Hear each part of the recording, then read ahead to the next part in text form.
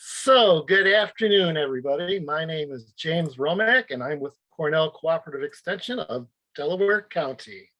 And I wish to have you all at our conference, and I wish a great presentation that's about to come.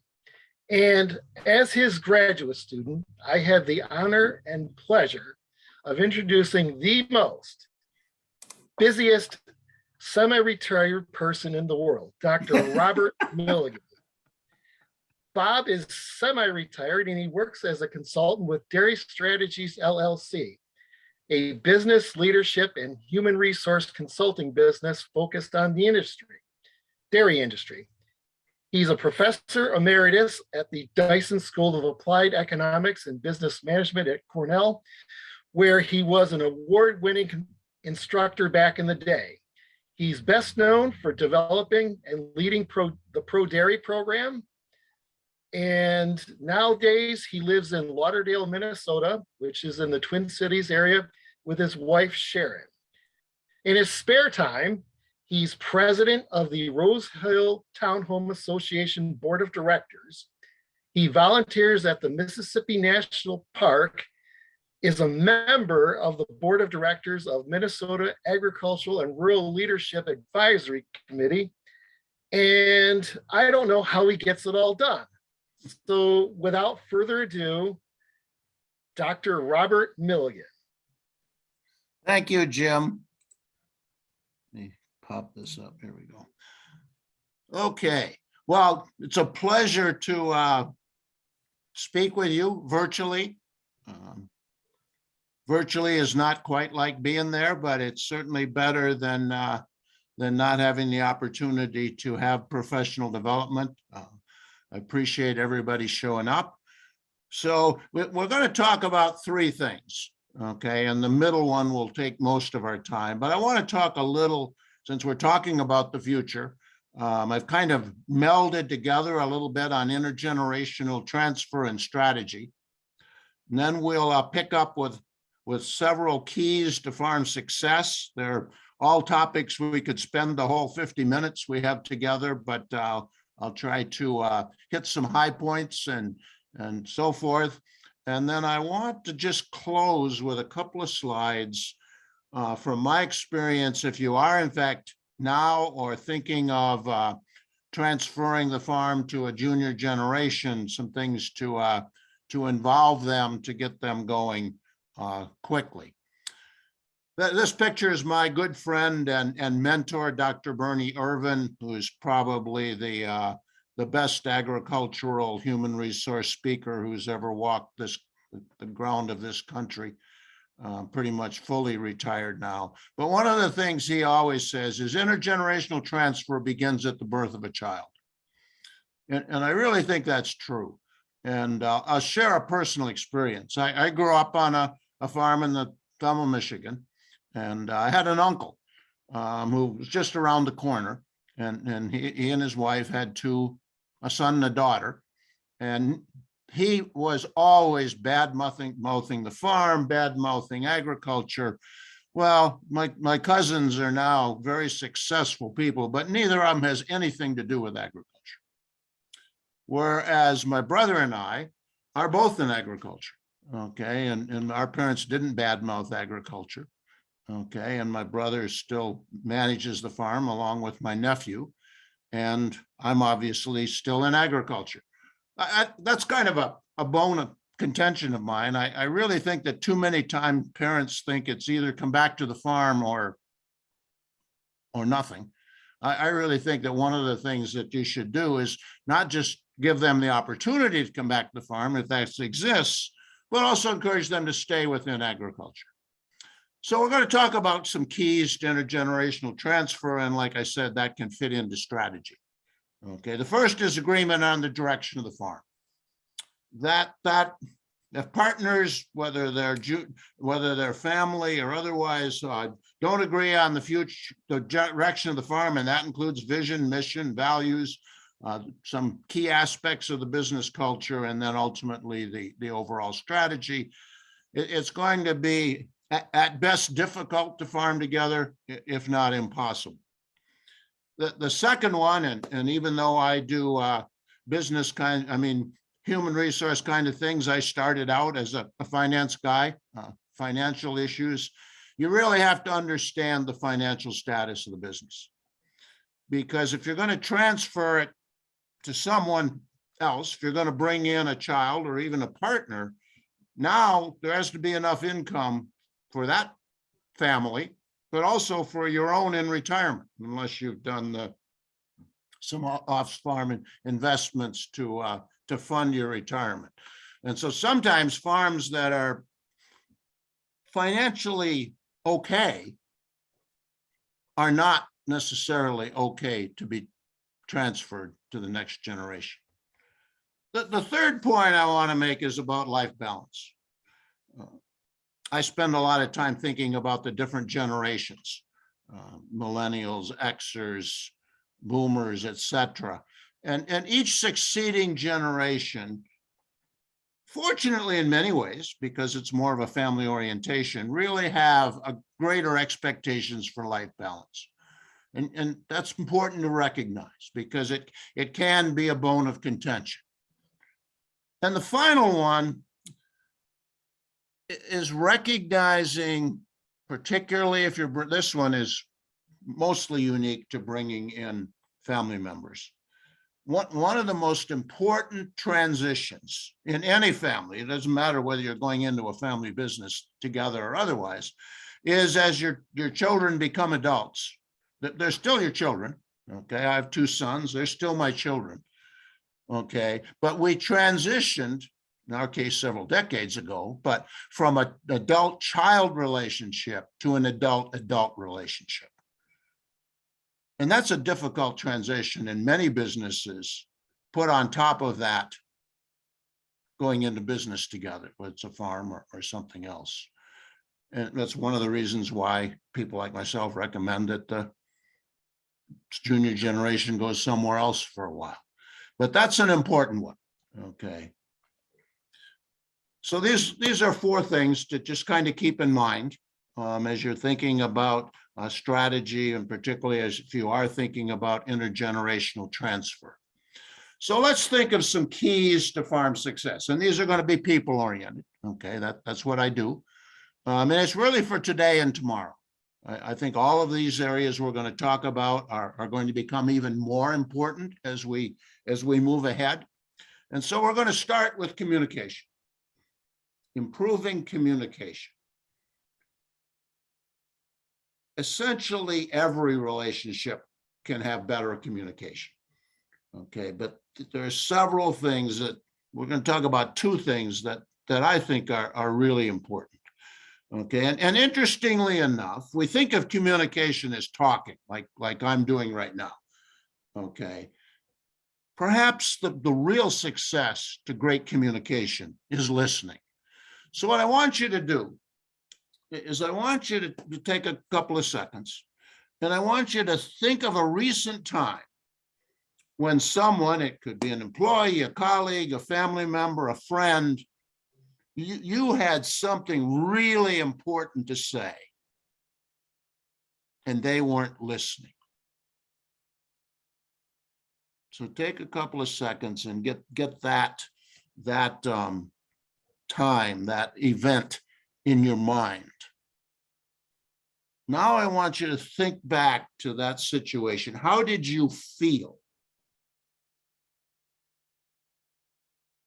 Now, if we were together, we could share some of those feelings, but I've done this often enough. We'll hear frustration, ignored, all kinds of words like that, sometimes even mad or angry, okay? Because you weren't being listened to. You had something important to say. Now, stop and think. If an employee comes to you with something they really want to share, it could be an idea, a concern, doesn't matter what it is, and you don't listen to them, they probably will never be back with another idea. So listening. And the problem is that most of us are not very good listeners. I actually put myself in that category, even though I work at it all the time. And so the solution is what's called active listening. We tend to think of listening as a passive activity. We need to change that perception. It should be we should be thinking of it as very active, because we're listening both for the message content, because they probably have a message, but they also have sometimes they'll share their feelings out loud, but most of the time not. Most of the time we understand and have to listen for the emotions in the tone of voice, in the body language, okay? And so this requires listening both to that content and the emotions. It also, in good conversation, requires providing feedback on both. Clarity on the content, and just, I understand you're really upset, okay? Things like that. But active listening fosters both open communication and growth in people. And boy, I can tell you from my consulting experience, that is incredibly true. So let's look at a couple of skills to be a better listener. The first one, and you don't need to do this when you're talking about the weather or what Cornell did in hockey last night or whatever the case may be, but when you're having a serious conversation, get in the habit of a short, 1-2 second pause before you respond. Some people think that that's not going to send a good message. I've talked to lots of people. Okay, people respect that because it really has 3 advantages. One, it shows you're listening. If you're ready to respond as soon as someone finishes listening, what message does that send? It says what I have to say is much more important than what you had to say. Secondly, particularly when you're on the phone, but even in person to person, it avoids the risk of interrupting. How many times have you started to respond only to have the other person speak at the same time? Because they just pause to take a breath or pause to stop and think about what they wanted to say next. But probably the most important thing is you hear the other person better. Because the reality is that listening is multitasking, and most of us aren't very good at it. We're both listening. We're also preparing a response. This pause gives us a chance to spend more time listening and then spend some time during that pause to think about how to respond. The other thing you can do, and I use this a lot, okay, when I'm coaching with my clients, is tell me more. Because when an employee or a colleague or a partner comes to you with an important issue, they've been thinking about that for a while, perhaps. Maybe it was so serious they had trouble sleeping last night. They probably aren't going to dump everything that's on their mind before they stop to see if you're engaged in the conversation. So tell me more. I'd say 90 or 95% of the time when I use it, I learn more. And the advantage of that is that they're still able to talk about what's in their mind. If you start by asking questions, you've already directed the conversation, probably in the way you want it to go, not the way they want it to go. So I want to add kind of a related topic and then come back to this pause. One of the things that's important for us to understand is the difference between emotion and behavior. Emotion is such a difficult thing to talk about, and even more difficult to articulate. Emotions are internal, okay?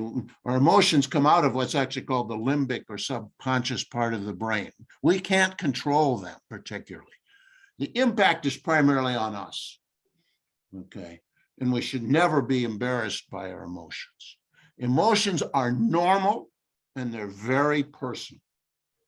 That's why they're internal. That's why it's so important to never tell someone how to feel, because they can't even really control that. Now, behavior, that's something a little different. Okay. Behavior, the effect is external. It affects other people. Okay. The impact is primarily on others.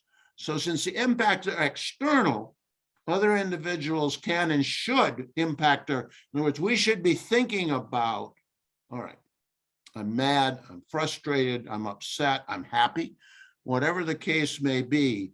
Now, what I'm going to say next, how's that going to be interpreted, understood by the people I'm interacting with? We choose our behaviors. Now, here's how I want to tie these two things together, our listening and our understanding of emotion versus behavior. When we have an emotion, we can react. We can have an instinctive behavior. Okay, some maybe we'll be upset or disappointed in ourselves when we have that instinctive behavior. We get mad, we say something that we really didn't mean, okay, that hurts other people, or, whoops, went the wrong way, or we can think. Take the time to think about how to respond, given how we're feeling, and have a thoughtful response, a thoughtful behavior. Now, if we think about this time where we're deciding whether we're reacting or thinking, that can be that pause. We take that pause to truly understand not only what the other person had to say, but how we're feeling, what are our emotional responses, and make sure we come up with a thoughtful behavior or a thoughtful response, not a instinctive. So let's add one more communication thing. A year ago, I had a program for basically all of my clients who were in supervisory positions. We had about 20 or 25 of us, done virtually, of course, because my clients are all over the country. And we did a lot of these kind of things. But one of the interesting things is we went through our 5 sessions. I think that the message that came back from what we had studied, what we had talked about, was the most important thing people took away was to ask more questions. Ask more, tell less. Questions are the key to engaging people in conversation. It can be as simple as tell me more. Okay, but other questions. Keep people engaged. Think about how you network. If this meeting had been in person, okay, you would have spent some time in the hall and over meals interacting with people. And how did you really find out information about the new people you met? You asked them questions. Okay, that's what you really want to do. And you want to ask open-ended questions, not questions that can be answered yes or no, but questions that get people to talk, get people to share their thinking, even share their emotions. So that's our communication piece. Let's think a little bit about leadership and supervision. And I want to focus in here in a second on one key thing. One of the beauties of this is that leadership and supervision are learned skills. The battle that went through in academia 100 years ago, whether leadership and supervision are learnable or just something we naturally have or don't have, is over. Now, that doesn't mean we all can be the same quality of leader. We can't all be just as good at golf, okay? But we can all get better. That's the key point. By learning and practicing and focusing on using that thoughtful response, we can get better. One of the most important things is to recognize the dual role of a working manager. Almost everyone listening, watching me on this webinar is a working manager. What does that mean? That means you have 2 jobs, basically. You have tasks to get done, okay, with the cows or the crops, but you're also supervising, leading people. Now, one of the things that's important to understand is those two roles are very, very different. That's why I think working manager is probably the most difficult position in the world, whether it's on a farm or a restaurant or whatever the case may be, because they're very different roles. So if we think about the tasks, you succeed at the task because you're a great decision maker. You succeed as a supervisor, sure, you have to make some decisions, but you succeed by coaching others to make great decisions. Otherwise, they're just coming back every day asking you to make the decision for them.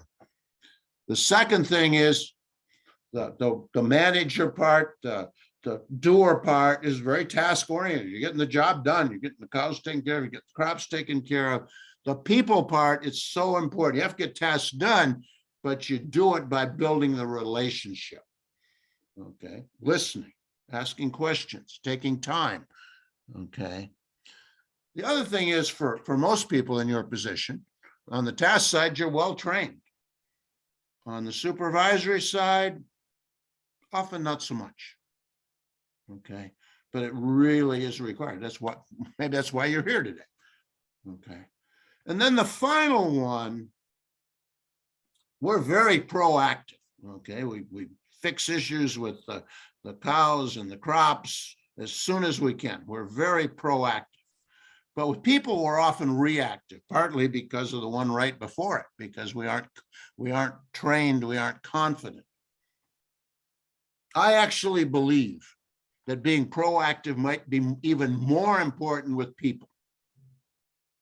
And also actually believe if you follow that, if you're more proactive, you'll probably spend less time because you won't spend all the time putting out fires.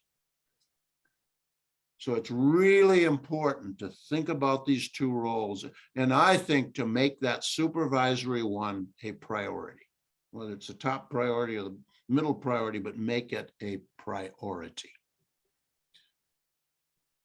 The next key point I just want to take a couple of minutes to address is motivation. Some of you have been around several decades like myself. Think back to what your dairy farm or your parents' dairy farm or your neighbor's dairy farm was like 20, 30, 40, 50 years ago. Very different. We've learned a lot. Those researchers at Cornell and Penn State and the University of Minnesota have come up with a lot of understanding that's created, probably in my lifetime, doubled the average productivity of a dairy cow. Well, our friends, our colleagues at universities that study this thing on the top of our head called the brain have been at work too. And we know a tremendous amount more than we did even 10 or 15 years ago about how our brain operates and how that relates to what motivates people.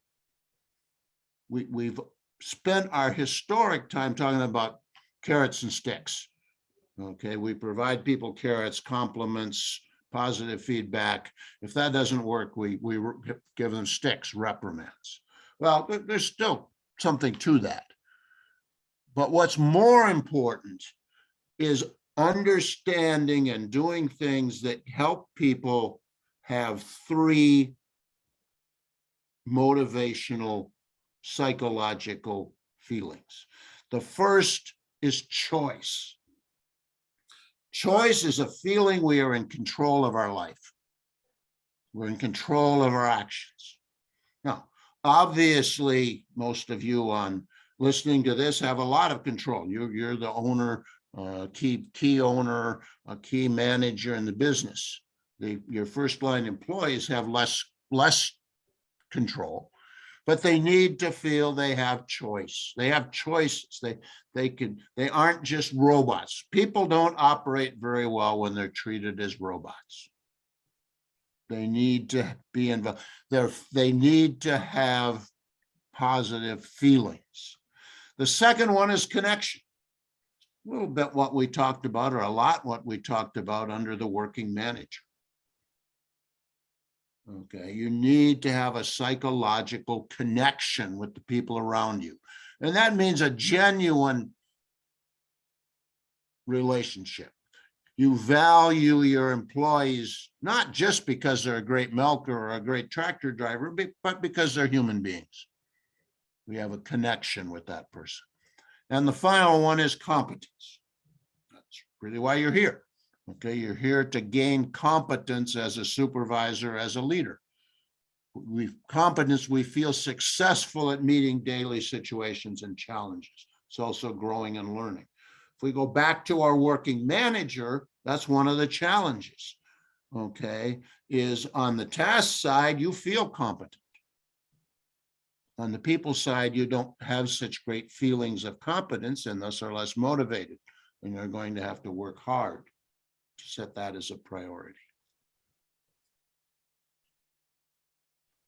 The third piece, actually the final piece of my choices here is large quantities of high quality feedback. Some of you recognize the picture that I put on the screen, which is Ken Blanchard, the management educator who taught for many years at the University of Massachusetts, and then founded, he and his wife founded Blanchard Associates, which is one of the premier consulting firms for human resource issues. One of the things he often says is feedback is the breakfast of champions. That could not be more true. Think about your crops and your dairy again, and even your finances and your maintenance. You have systems, okay? You have systems. You have systems that work. We also need systems for feedback. In the business world, they're called performance management systems. I prefer the term performance improvement systems. But they require two pieces. One is you have to know what's expected of you. And that often is not known by employees. What's expected of me, okay? Because what they need to know is not just how they're doing, but what's expected. The Minnesota Gophers and my alum, where I graduated, Michigan State, played in college men's basketball last night.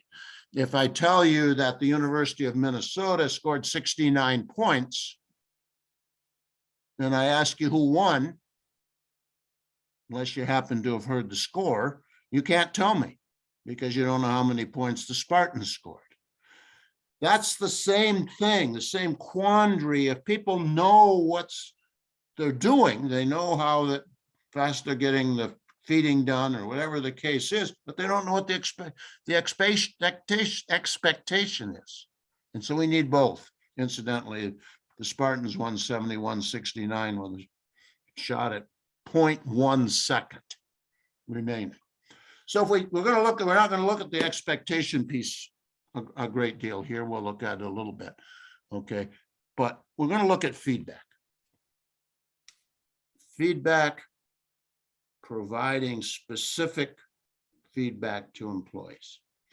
Now, we all know about positive feedback for good performance. We all know that we should give more of it. And I think it's really hard, I think, for working managers to give positive feedback. Because on that other side of the working manager, the task, that corn plant doesn't respond very much to positive feedback. Okay. People do. And so we have to really think about giving positive feedback. Okay. It has to become a part of our job as a working manager on that people side, because we're well trained at looking for problems to fix. We aren't so focused on looking for great things to give positive feedback.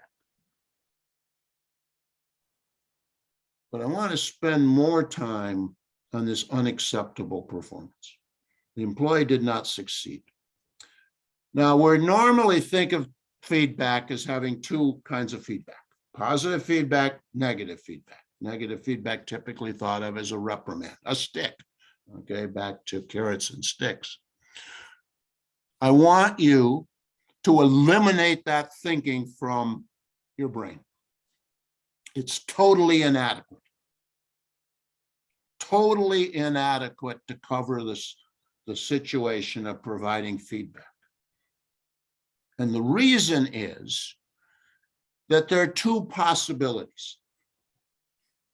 Someone didn't succeed, whether it's they had an unacceptable behavior or they didn't meet the expectation. There are two possibilities. One possibility is you as a leader and a supervisor gave them everything they needed to succeed. The expectation was set, the training was there, the encouragement was there. They just did not have enough oomph, whatever the case may be, to get the job done. So in that case, success was under their control. In this case, our idea of a negative feedback, I'm not going to call it we're going to go away from the term reprimand in a couple of minutes. Okay, that's okay. But the problem is we have this whole green area left. The employee did not succeed, but it was out of their control to be successful. We hadn't set the expectation. We hadn't provided training. We hadn't provided the feedback they needed previously. Shit happened, for that matter. Okay, now what do we do? Well, I actually think most people, including probably everyone here, when they get in that situation, they kind of have an idea, maybe a reprimand isn't appropriate. But what is? Well, I like to call that redirection feedback. We're redirecting to success. We're accepting that we had something to do with the failure. And we are taking as responsibility to redirect to success. So let's look at the characteristics of these two situations. For redirection feedback, the situation or the context, not the employee, is the cause of the poor performance. Some examples, I mentioned them previously. We need some correct training, clarity, encouragement.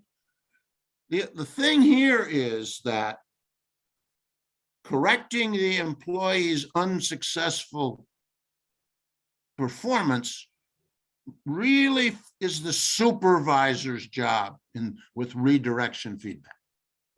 Obviously, they have to respond, they have to work with you, but the onus is on you as a supervisor to work with the employee to remove whatever the cause, other than them, that was causing the poor performance.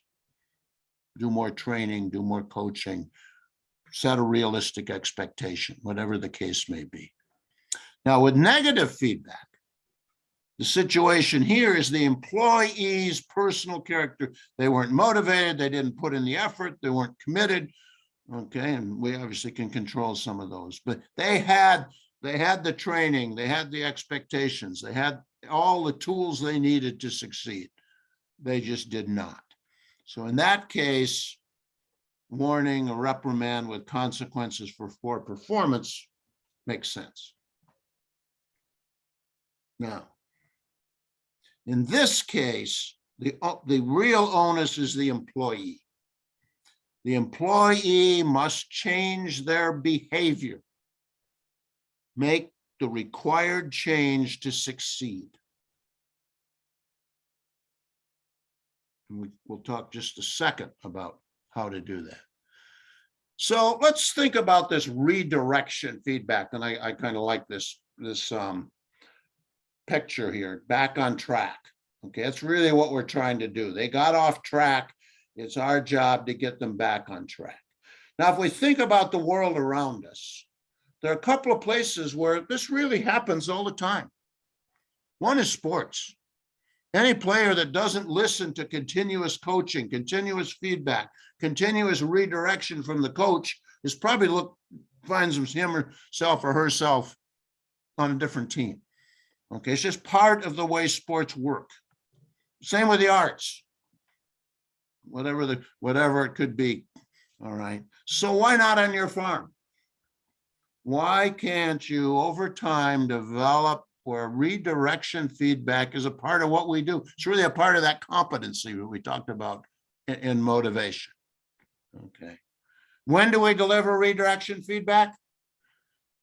When there's unsatisfactory performance, when the root cause has been identified. Why? Just like you do root causes of cows and crops, the real reason. And the root cause is outside the control of the employee. Now we provide redirection feedback.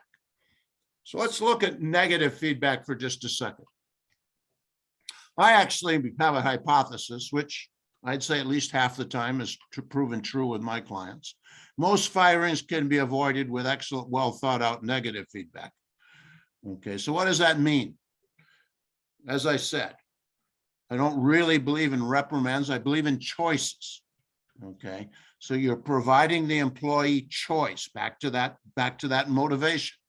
Their choice is to meet performance expectations or incur some consequence. And obviously the ultimate consequence is an opportunity to seek alternative employment. Now that's a little different way of thinking about negative feedback, but I think it's an easier, more palatable, more powerful way, more consistent with what we talked about in motivation. So it's really think differently, that rather than you're reprimanding or discipline, you're providing the employee a choice. 2 slides on it, including the junior generation. Okay. First one, think of it as a career. People in big business have a career, they get promoted. We need to think of the younger generation coming into the business as a career. Many of you have been owners all your life. They're going to work their way in. Establish expectations for learning and performance. They're required to go to the next step, to get more responsibility. When I was on the faculty, I'd have advisees come in and they would say, I'm going back to the farm to work with my dad or my parents or brother or whatever the case may be. And often they'd say, well, he says, in 3 years, I can be the herd manager. Well, what's the incentive in that? When I accomplish such and such, I can be the herd manager. And the final thing is create an effective leadership team. Get your team together so you can talk about issues. This is a great way to learn about the business function for the junior employee, and then they can increase responsibilities as they're ready. Now, this does require some structure. Meeting dates, meeting times, all of that, an agenda would even be nice. Okay, but it really gets that moving ahead. Jim, that's what I have to say. We got a couple of minutes if you got some questions there or comments, and we'll move ahead.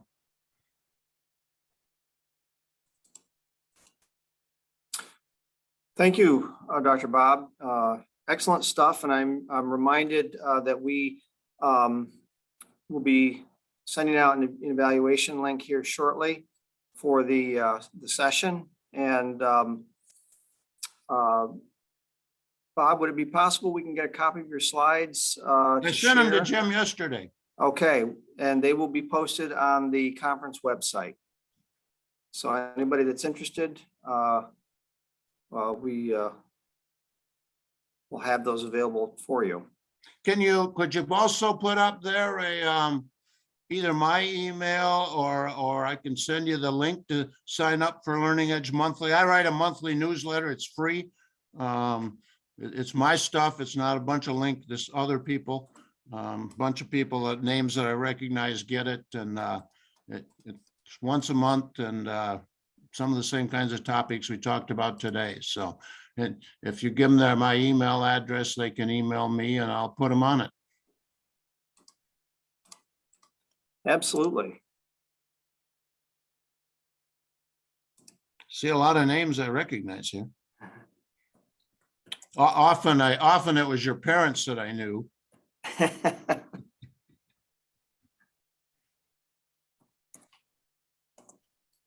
So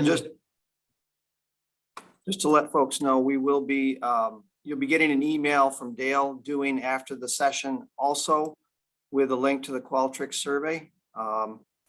that I've just sent you now in the chat. Any questions you might have, direct it to either April or I directly in the chat.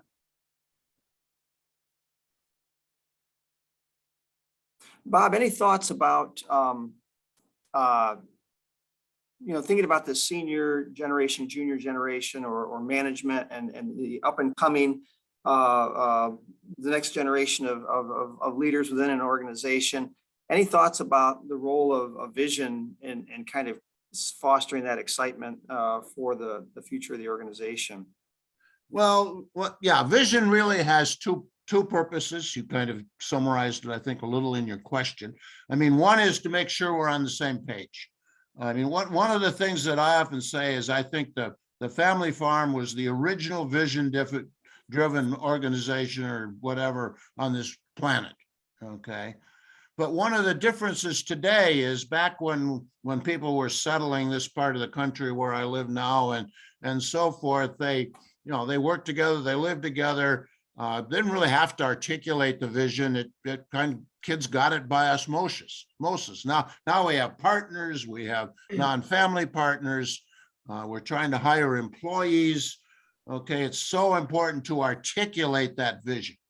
Okay, because you can't communicate it if you don't articulate it. And the vision has to have some emotion in it. You really, in the vision, you want to connect to that, what I mentioned, the limbic part of the brain where the emotions are.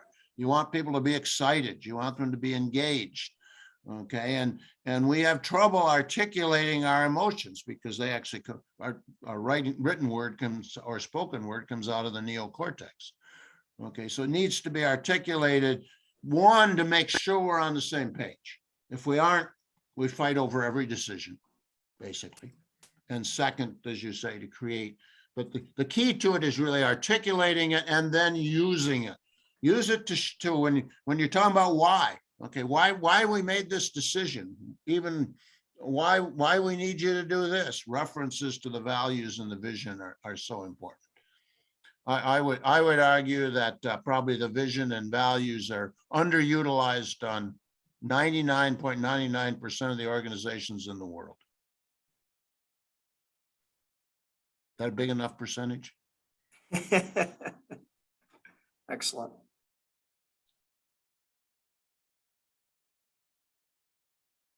Any other questions folks have? Well, I either completely missed the mark or answered every question they had.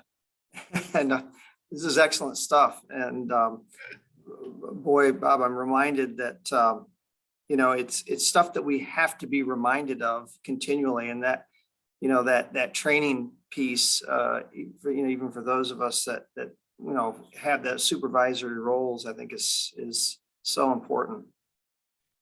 Yeah, but the other important thing is, and I guess I would love to have each of you take a little bit of the break here before you have your 1 o'clock speaker and write down 1, 2, 3 things you're going to do differently or try to do differently by what we talked about. I mean, I often say that this stuff isn't rocket science. The challenge is implementing, because in order to implement this stuff, we have to change how we behave. And think about eating better, exercising, that's the most difficult thing for us human beings. And so it takes practice. So write down 1 or 2 or 3 things you're going to do differently from what we talked about here in the last hour, and then work on it.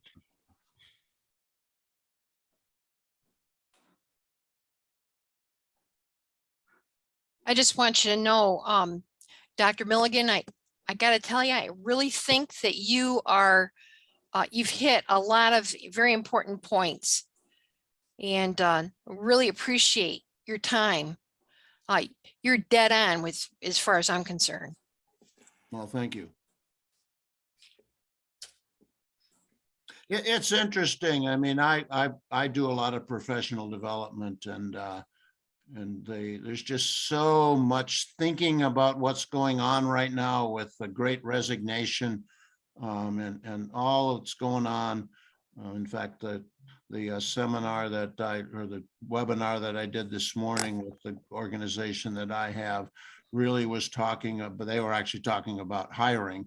And they argue that we have to have a revolution in how we hire people, because there are people out there that want to work. They just don't want to work at the organizations that they don't want to, they either aren't, their skills aren't recognized or the conditions aren't right. I think there are more people out there that want to work than we think, but we got to find them. And no one said that was easy. Thank you. Any other questions? Folks can feel free to take themselves off mute if you'd like to ask directly or any comments. I don't usually get done early.